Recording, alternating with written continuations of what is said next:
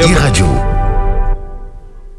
mu doon am njiitum réew bu noppee tànku ci dogalu conseil constitutionnel ngir lépp jaar ci yoon ci wàllu élection présidentielle yi président Macky Sall nag mujj naa sàmmonteeg dogalu constitutionnel bi doon li nga xamante ne dina tax mu daal di deltu gannaaw ci lépp loo xamante ni màttoon na ko yéenekaay gi di bés bi le journée tàmbali na loolee ak it nag wàllu dialogue bi ko moytuwulee kon dana daal di tax suuf mu jëm rek ci ay waxtaan yoo xamante ni moom la daal di taamu ci diggante ñi nga xamante ni ñoo ŋànk lépp lu jëm ci wàllu politique jamono jile Le Quotidien yéenekaay ne président Macky Sall door na loolee ak ñi nga xamante ni ñoo ŋànk ëttub politique bi ku ci nekk mi ngi lay dalal ngir waxtaane ak yow tolluwaayu réew mi président Macky Sall noppee sàmmonteeg dogalu juróom-ñaari sages ci conseil constitutionnel ak li nga xamante ne wax nañu ko loolee nag la yéenekaay gi Le Quotidien moom mooy am jàmm ak dal sax ci réew mi waaye tamit mu am ci ab wayu rafet La Tribune yéenekaay moom di laaj ana kañ la ñuy amal ay jongante palum njiitum réew ci app bu jàmpata gàtt lool waaye ana naka la kii di président Macky Sall tamit ginnaaw ba mu nam jëfee dogalu constitutionnel jublu ci amal li nga xamante ni moo di àllu ko élection yi loolee moom kumpala ba néegi ni sile waxtaan ci diggante ñi nga xamante ni ñoo seq